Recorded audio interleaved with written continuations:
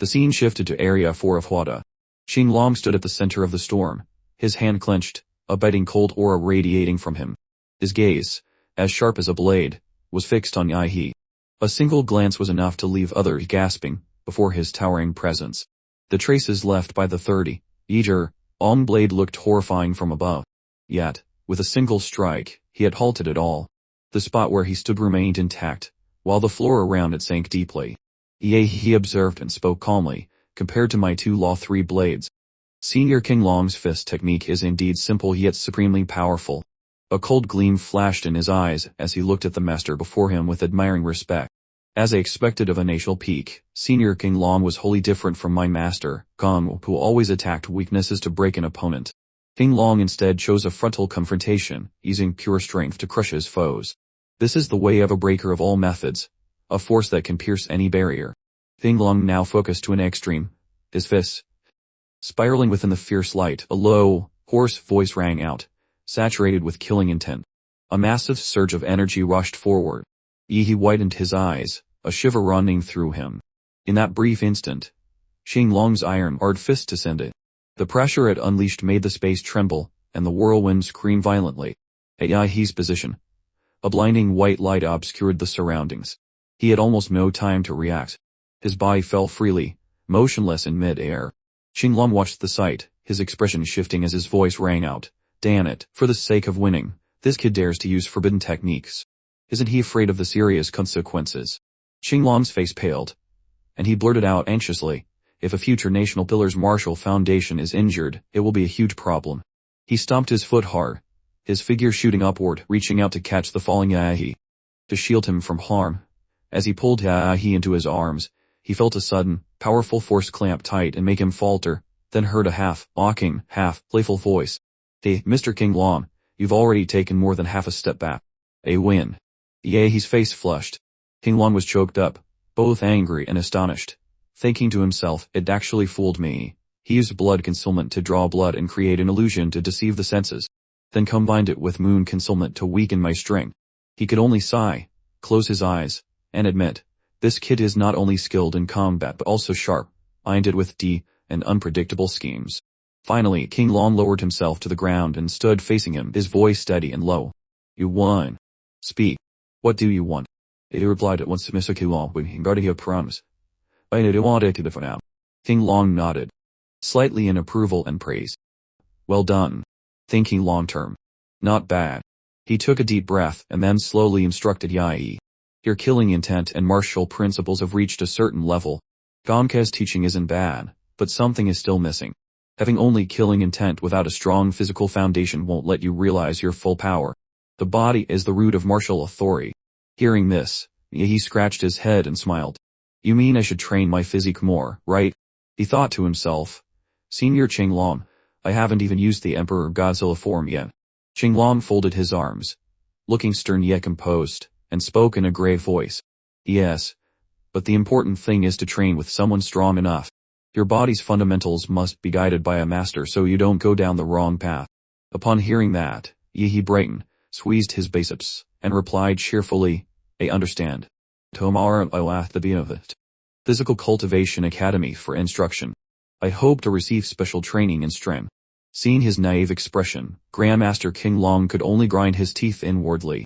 Good heavens, I hinted so clearly, and he still doesn't get it. How could he be so clever a moment ago and so stupid now? After waiting and seeing that he still hadn't grasped the hint, King Long closed his eyes slightly, and sighed to himself. I am King Long. I've never proactively taken a disciple before, but this kid really is a rare C. He pulled a gleaming metal badge from his coat and handed it to Yi. His expression was solemn as he warned him, within this badge is hidden an extremely powerful body cultivation technique. Years ago, they killed a formidable Westerner, and took it from him. I heard it is their national martial treasure. Now I give it to you. Focus on your practice, and may you soon attain comprehension. Yi was overjoyed the moment he received it. King Long turned his head away and watched in silence, calculating inwardly. Thumph. This technique is not easy to cultivate. The space martial fate method was originally a Western legacy, and resists acceptance by Eastern people. Back then, I had to wait until I reached the master level and use my own martial force to break the rules to seize the transmission. Now that I've handed it to this kid, He'll probably fail a couple of times and then come back to find me. I'll teach him personally then, effectively making him my disciple. Waiting for that opportunity will be enough. While he was still scheming, he had already bowed repeatedly in thanks, his eyes full of excitement. Scene shifts to Yahi's dormitory room, 4253. He had just finished showering. Holding a towel to his still wet hair, he suddenly remembered the badge he had received. He took it out to inspect it, muttering to himself, "It's funny. I've been at the Imperial University for over half a year, always following Master Gom K into the underground passages, so I haven't actually spent much time in this dorm. I wonder if this martial art has to be practiced in sleep, like the sleep cultivation method." No sooner had he finished speaking than the doorbell rang. Ding tong. He turned around. Surprise. Who could be here at this hour? Still shirtless on top? He asked as he stepped out to open the door. Standing at the door was an acquaintance. His hair dyed pink and his expression cold. He looked at him, and gave a slight nod. He may come in. He slowly recognized him. Right. Come in. Although he appeared calm on the outside, he felt a flicker of doubt inside. What is he here for this time? Could he still be trying to drag me into that group? Suddenly, Ouyamshia's expression shifted. His face grew complicated. His body trembled, and an inscrutable light flashed in his eyes. As he turned, he abruptly dropped to his knees, tears welling as he cried out in a trembling voice. It was too crowded out there earlier, so I couldn't. Now that I'm inside, I beg you, please accept the position of chairman of the Dragon Hoi Society. It turned out to involve the Dragon Hoi Society, the organization he had once flatly refused. He frowned, his voice lowering. Ouyamshia, long time no see. How did you end up like this? Where's the fighting spirit you had to take on the local Hod students? And how did you know I had returned to the dorm? Ouyamshia's tears streamed down.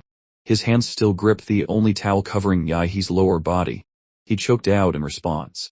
Someone in the Dragon Hoi Society saw you return, so I rushed over here to beg you.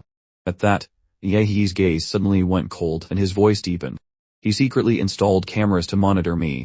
Without waiting for Ouyamshia to react, he grabbed his collar and dragged him straight into the next room. Each heavy step making the floorboards creak. The floorboards creaked. Move practice a little, he said tersely. His body coiled as if ready to strike at any moment.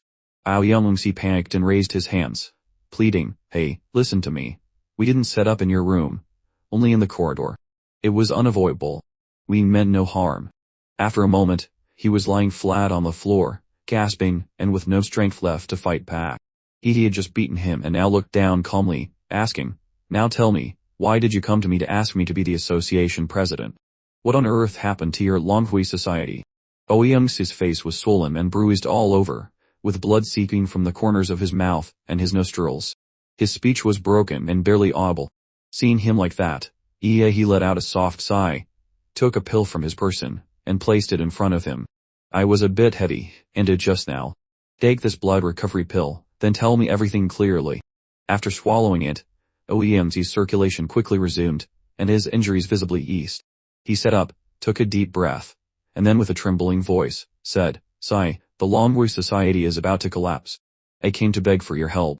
At Huedu University, students are allowed to form societies, but if they don't achieve notable results, the school will cut all operating funds." He paused for a moment and then continued, his voice tinged with anguish. "When the Longhui Society was first founded, the reserve trainee program in the imperial capital hadn't even finished. At that time, our society was like the midday sun, unrivaled. We received generous sponsorship from the major martial arts associations. Thanks to the welfare packages and preferential commercial rights I negotiated, membership grew rapidly, and resources kept pouring in. The organization flourished, and everyone thought the Longhui Society would become Huajin University's largest student power. But then his expression suddenly darkened, and his voice trembled, his eyes revealing bitterness. Then the student association established by the locals of Huaju began to crack down on us. Under Xiang Jianhuang's leadership, they kept striking, causing the society to fail again and again. Finances plunged, sponsors withdrew, and benefits were shut down. Internal chaos ensued, and people fled. No one wanted to join a dying organization anymore. Yahi's first reaction was to lift a hand to his chin. His gaze was thoughtful as he looked at him, his voice a little wary. "So that's it. In the end, you were crushed by that Xiang Jianhuang, weren't you?"